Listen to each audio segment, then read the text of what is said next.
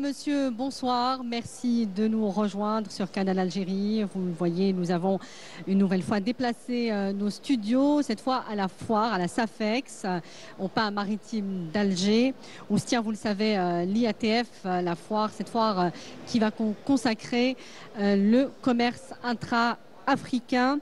De par son organisation, l'engouement qu'elle suscite et aussi cette participation record des entreprises, cette foire prend des airs, de plus en plus d'ailleurs, d'un World Economic Forum, selon des observateurs avertis, notamment d'ailleurs à travers, dès le début de cette foire, de la participation inédite et directe des chefs d'État et de gouvernement au débat.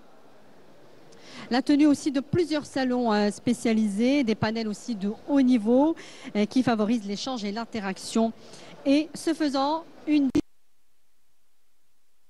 entre ces opérateurs économiques vers, pourquoi pas, une intégration économique plus visible sur le continent. Alors, est-ce que cette IATF va tenir toutes ses promesses? On parle d'ores et déjà de 175 intentions pour un portefeuille de 44 milliards de dollars. 175 intentions de projets intra-africains. Quels sont les secteurs qui intéressent le plus les opérateurs économiques et quels sont aussi les projets qui vont être concrétisés par notre diaspora ici en Algérie? On en parle ce soir avec nos invités. D'abord, on reçoit et on a le plaisir de la recevoir, Madame Benamor Lineda. Vous êtes chef d'entreprise. Merci d'être avec nous. Merci de me recevoir. C'est un honneur pour moi. Merci à vous. Et aussi, on a le plaisir de recevoir Monsieur Nechesh Mostafa. Vous êtes aussi chef d'entreprise et consultant en informatique. Tout à fait. Merci infiniment pour cette invitation. Un plaisir de participer à l'émission aujourd'hui. Merci beaucoup. Alors, je vais vous demander d'abord un sentiment général sur ce que peut-être vous êtes des chefs d'entreprise. Aujourd'hui, est-ce que vous diriez qu'il est plus facile aujourd'hui d'envisager un business en Algérie, l'Algérie qui fait partie de l'Afrique, en Afrique plus globalement qu'ailleurs dans le monde? On voit qu'aujourd'hui, les grandes économies du monde sont plus ou moins encore frappées de cette récession économique, d'une tendance inflationniste. Est-ce qu'il est plus facile, en tout cas aujourd'hui, d'envisager des business ici en Afrique, et ici en Algérie particulièrement, puisque c'est un peu votre cas? Alors, c'est notre souhait, ouais. Et c'est ce qu'on essaye de mettre en place. Aujourd'hui, l'invitation de l'IATF 2025 nous propose certaines facilités. On verra dans l'avenir, comme le Premier ministre nous l'a promis hier durant le déjeuner, des bureaux seront ouverts et nous accompagnerons dans nos projets. Pour moi, c'est quelque chose d'absolument...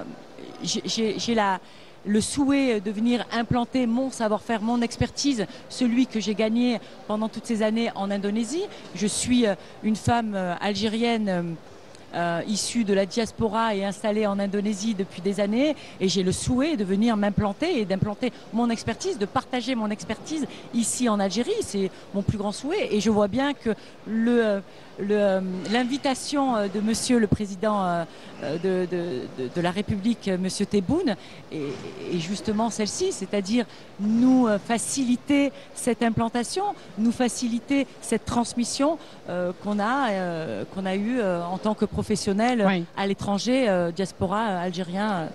Monsieur Nechesh, est-ce que vous avez le même sentiment, et qu'est-ce qui aujourd'hui vous garantit, parce que vous allez vous installer, enfin pas vous installer, mais vous allez travailler en Algérie à travers des partenariats. Tout à fait. Et peut-être pourquoi s'installer exactement. Peut-être installer une annexe de votre entreprise. Exactement. On va revenir un petit peu sur tout à l'heure. On revient à la question, bien sûr. Oui, revenir à la question de qu'est-ce qui aujourd'hui vous garantit que c'est ouvert, c'est favorable à ce type d'investissement en Algérie? On a eu des informations à ce niveau-là, justement, où on est beaucoup plus facilement guidé afin d'ouvrir une entreprise en Algérie, afin de mettre en place des partenariats en Algérie. Il y a une vraie ouverture vers la diaspora. On considère aujourd'hui l'apport de la diaspora comme une ressource importante, une ressource importante humaine, une ressource importante en termes d'expertise. Et donc forcément, les choses ont été facilitées. Il suffit aujourd'hui, nous, issus de la diaspora, de prendre contact et prendre attache avec nos services consulaires respectifs afin de nous guider convenablement vers la création d'entreprises en Algérie. Au niveau économique, au niveau fiscal aussi, beaucoup de choses ont été mises en place afin de faciliter les choses pour de jeunes entrepreneurs qui souhaitent se lancer sur des startups ou sur des sociétés un peu plus expertisées, avec un peu plus de recul. Tous ces facteurs, tous ces indicateurs nous montrent qu'on peut venir beaucoup plus facilement. Le fait d'héberger un événement comme l'IATF aujourd'hui 2025 en Algérie va dans ce sens-là, va dans cette évolution très positive pour la création d'entreprises en Afrique en général, plus particulièrement en Algérie, parce que nous sommes concernés, nous, via cette invitation-là par l'Algérie. En effet, Monsieur le Premier ministre, hier, a été très positif, très spécifique, a ouvert les portes entièrement à la diaspora, et la diaspora a répondu présente via cette invitation. Et... Si je peux me permettre, oui, allez-y. L'ambassade d'Algérie a envoyé mon profil au secrétaire d'État des Affaires étrangères, et on voit bien qu'il y a une vraie sélection de personnes avec une certaine expertise. Ce qui me touche, en fait, c'est qu'il y a une vraie invitation. On met en place les choses, on nous fait venir. J'habite en Indonésie, c'est pas à côté, on est à l'autre bout du monde, et on est bienvenu. Mais c'est pas le bienvenu, c'est on est là pour vous, on vous accompagnera sur votre projet et on croit en vous. On sait que vous êtes chez vous et on sait que vous avez cette connaissance, cette expérience, oui. Et on a besoin de vous. Et nous, en tant qu'Algériens, on a besoin de l'Algérie. De toute façon, c'est ce que vous vouliez faire au départ, avant d'émigrer. Absolument, absolument. Je vous ai raconté mon histoire, oui. Petite fille d'immigrés évidemment, et ce que j'ai implanté en Indonésie, évidemment, c'est mon rêve le plus cher de l'implanter en Algérie, amener mon expertise, implanter des boutiques dans des hôtels de prestige, accompagner cette jeunesse dynamique algérienne, leur transmettre justement toutes ces guidelines de ma société qui peuvent leur permettre aussi d'améliorer l'hospitalité, parce que je pense qu'il y a ça aussi, il y a une vraie connaissance de l'accueil qui a besoin d'être transmis dans les hôtels. On a eu cette année 3 millions de touristes, 3,5 millions. 3,5 millions, oui. De 2,5 millions étrangers et oui. 1 million diaspora. Pour 2030, on envisage de recevoir plus de 10 000, 12 000 si je ne me trompe pas. Oui. 12 millions, pardon, 12 millions de touristes. Il y a des lits hôteliers qui se mettent en place aussi. 600 aussi projets, 600 000 projets, 70 000 lits. Si je ne me trompe pas dans les chiffres. Donc ça, c'est important. C'est un tourisme. Vous êtes dans ce domaine, hein, il faut le préciser. Je suis dans ce domaine-là. Je suis avec l'Indonésie. Pourquoi pas dans l'avenir aussi faire un pont. Les Indonésiens, 70% d'Indonésiens veulent voyager, veulent venir, ne connaissent pas l'Algérie. L'Indonésie et l'Algérie ont des rapports absolument fabuleux depuis le début, hein, depuis 1958, si je ne me trompe pas aussi. Ça a été un des États qui a reconnu l'indépendance aussi d'Algérie. Voilà, et leur relation est absolument fantastique, puisqu'il y a eu le traité d'amitié, il me semble, cette année aussi, en 2025. Il y a plein de choses, il y a déjà des échanges aussi agroalimentaires, l'huile de palme, le bois. Des projets effectivement importants, des projets économiques entre les deux pays. Des projets qui sont économiques très importants, et puis ce respect. Nous sommes sur des relations respectueuses et d'échanges. Et c'est ça qui est important. Et je pense que je peux faire le pont entre l'Indonésie et l'Algérie. C'est d'ailleurs pour ça peut-être que votre profil a été sélectionné. Peut-être dans ce oui, sens-là. Mais une femme algérienne, oui, de la diaspora en Indonésie, oui, effectivement. Mais est-ce que vous êtes en lien aussi avec la diaspora algérienne? Est-ce que vous avez d'autres exemples qui commencent déjà à se renseigner sur le climat des affaires en Algérie, sur ce qu'offre aujourd'hui peut-être l'aspect juridique? Oui, totalement. Oui. Alors totalement. Je ne sais pas pour toi, oui. Ah bah oui, totalement. Aujourd'hui, la communauté, par exemple, si je devais prendre la communauté en France, la communauté algérienne, à Paris, hein, je suis à Paris, tout à fait. Et la communauté algérienne en France est immense.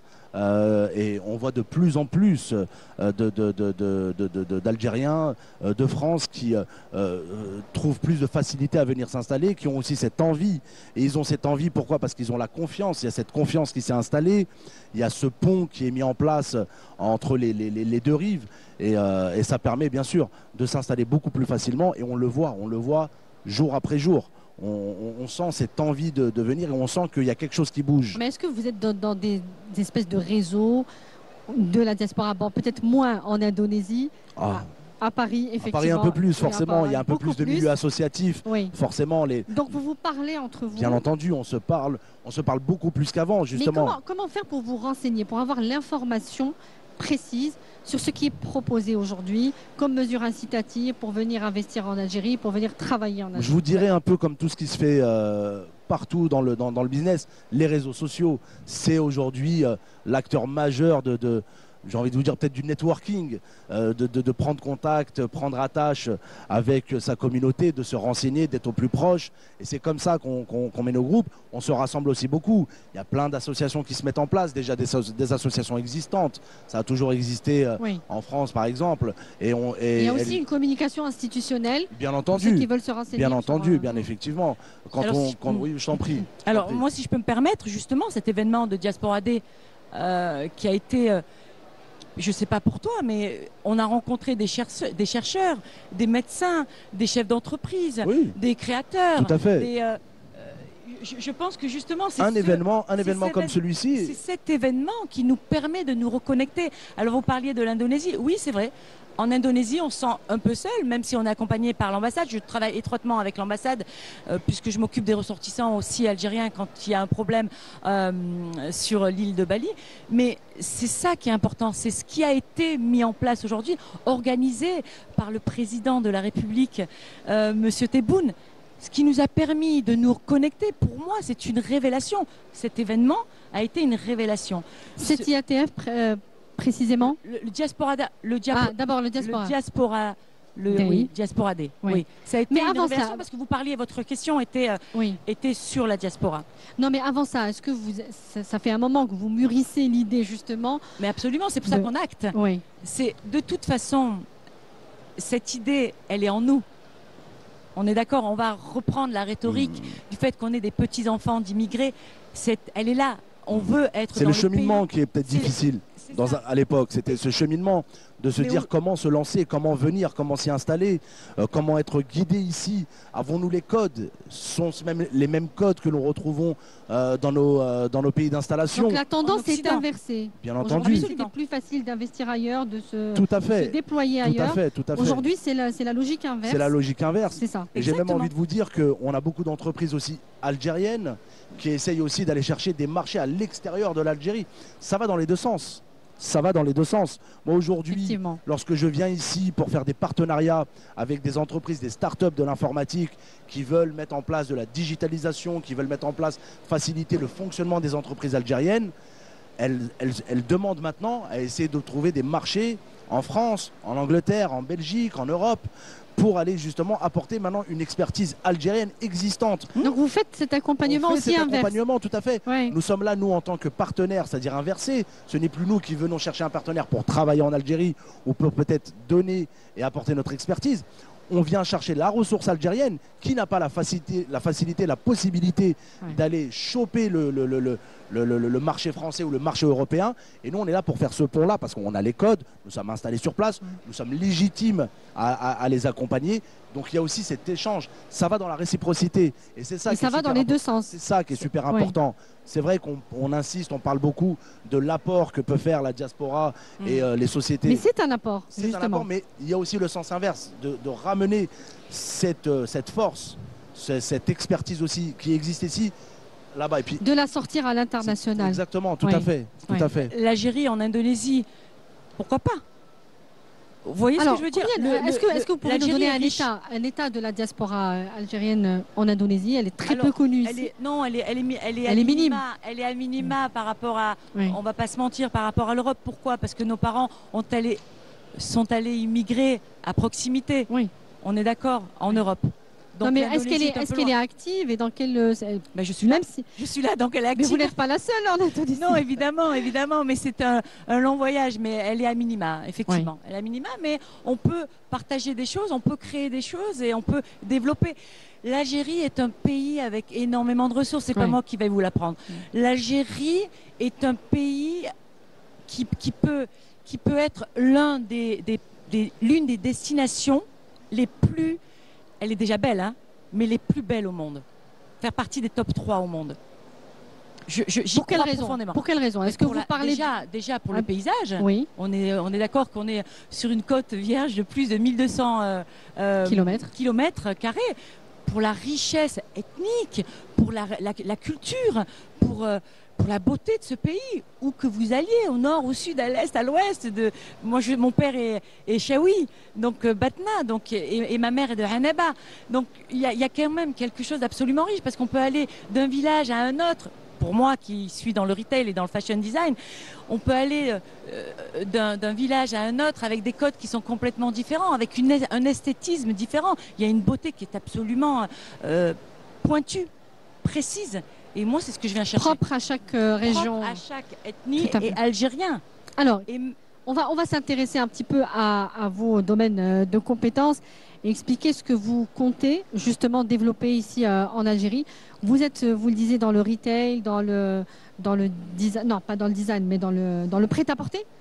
Non, dans le beach resort apparel. Alors il faudrait expliquer. Mais je suis dans le design aussi. Mais vous avez un concept particulier que vous voulez déployer ici. Alors oui, pardon. J'ai un concept particulier. Je ne suis pas juste fashion designer. Je crée évidemment des collections, mais j'implante des boutiques.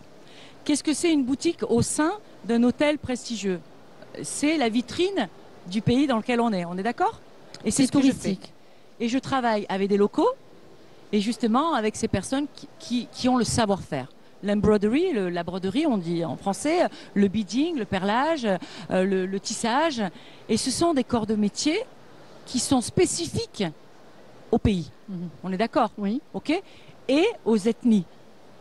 Et dans ces boutiques premium qui vendent des collections et que je crée des collections de beach apparel, je marie les deux. C'est-à-dire que je marie la culture avec le modernisme. Donc c'est un peu revisité. Revisiter, oui. Exactement. L'idée, c'est de revisiter ce que le pays amène.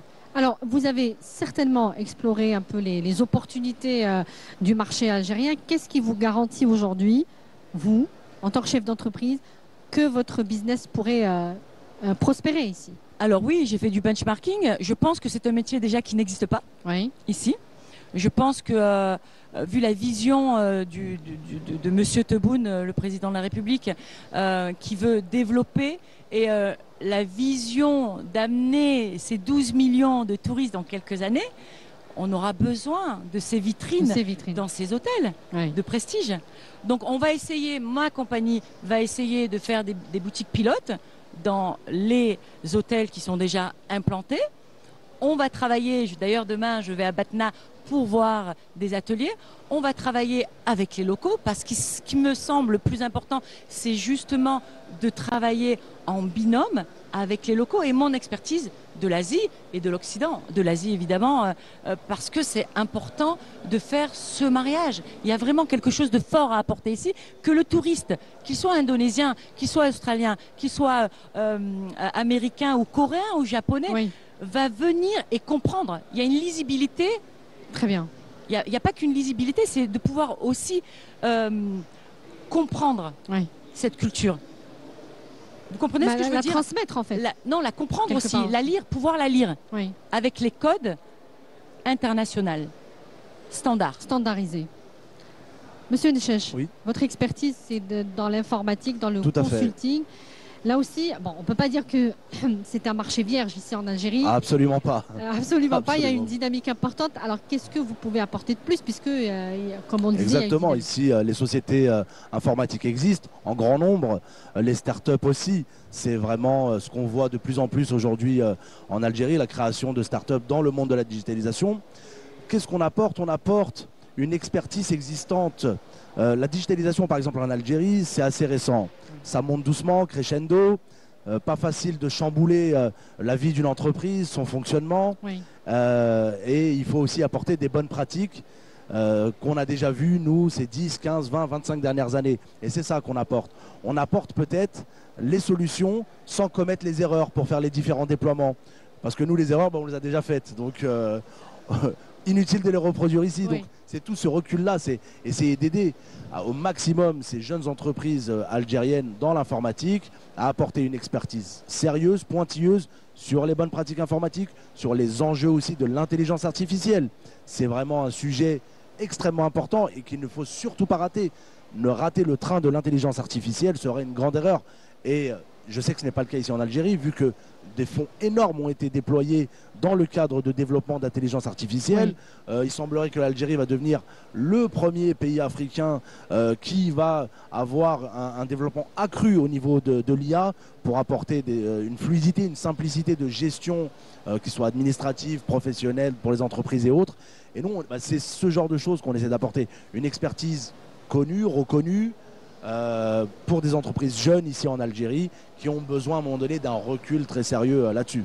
Notamment avec aussi les startups, hein, vous les aidez à monter leur business. Tout à fait, les aider à répondre aux appels d'offres. Aujourd'hui, quand une entreprise publique ou privée lance un appel d'offres, quand on est une jeune startup... Vous intervenez aussi dans les appels d'offres nationaux. Exactement, en tant qu'AMO, dans la maîtrise d'ouvrage. Très très important pour qu'on puisse répondre convenablement, ne pas répondre à côté, être retenu. Une jeune start-up. C'est vraiment une expertise que vous apportez. Oui, c'est une expertise. Oui, du début jusqu'à la fin. Exactement. C'est tout à fait ça. Et ça fait un moment que vous êtes actif en Algérie. En Algérie, ça fait maintenant, j'ai envie de vous dire, peut-être une bonne dizaine d'années, voire même un peu plus. Multiplié, on imagine bien les partenariats.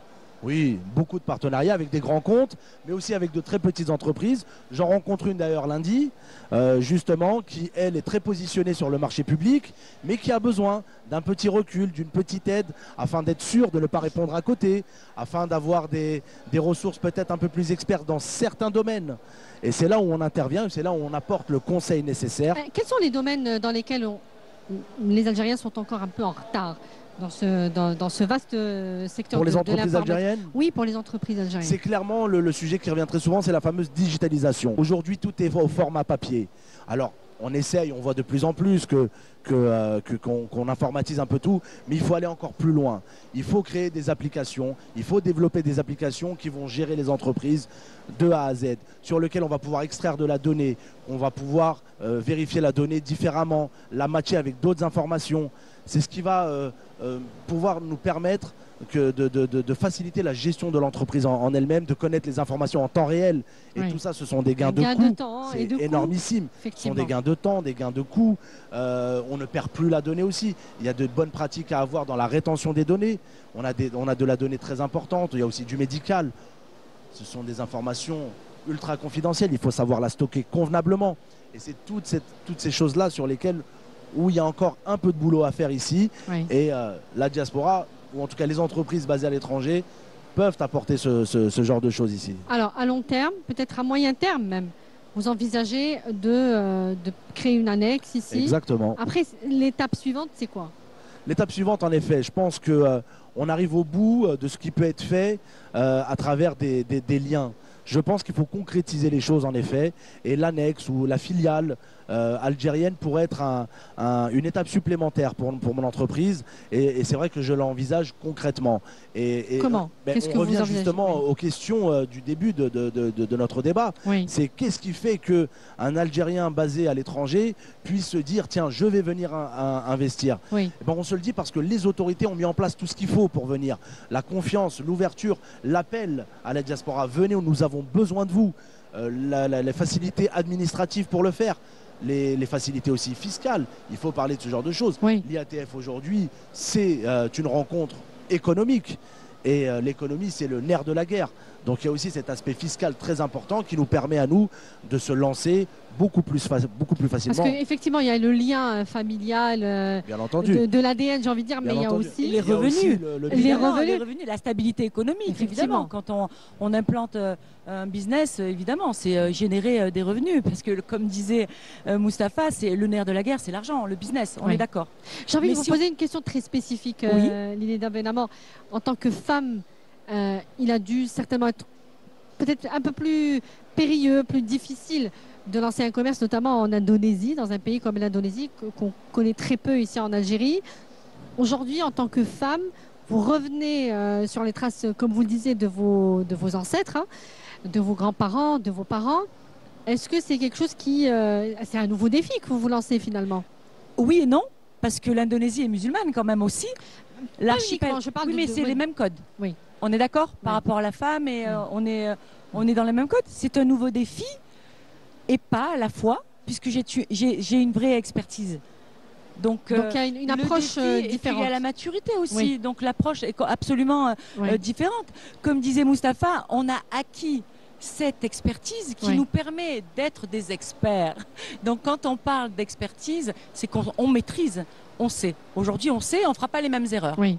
Mais est-ce que... Oui, allez-y. Et ce qui me touche vraiment, c'est qu'on se sent en sécurité. Ah, totalement. Totalement. Je me sens en tant que femme en sécurité. Je suis aussi bienvenue qu'un homme. Je n'ai pas vu de différence. Oui. Ça, c'est très important. Alors, je pense que c'est un cadre qui est totalement dépassé aujourd'hui. Bien sûr, il y a zéro en tout cas, pour difficulté aujourd'hui.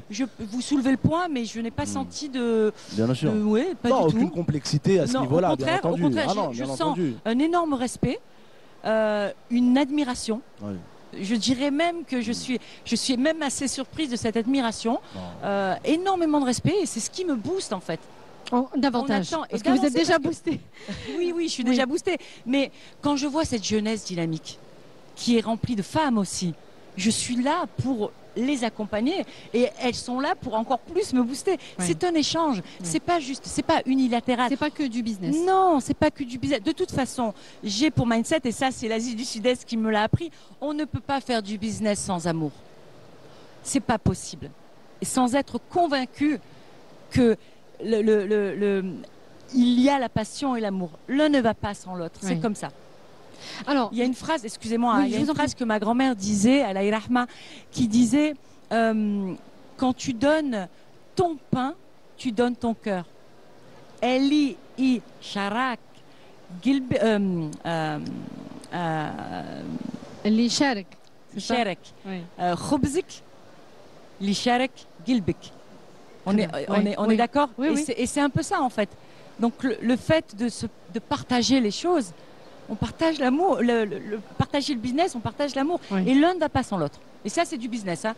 On ne pourra pas me faire croire le contraire. En tout cas, ça vous réussit. L'exploitation de l'humain, c'est pas possible. On peut pas continuer comme ça. On peut pas les grandes maisons. C'est pas possible. Oui. On doit faire les choses avec les vraies intentions, les valeurs. Okay, gagner de l'argent, mais garder ce socle de valeurs. Et c'est ce qui m'anime. On le voit aujourd'hui. On voit aujourd'hui les valeurs africaines à travers un salon comme celui-ci. Oui. On le voit tout de suite. Ce salon, on voit cette effervescence, cette réussite du salon. C'est parce qu'il est en grande partie aussi humain.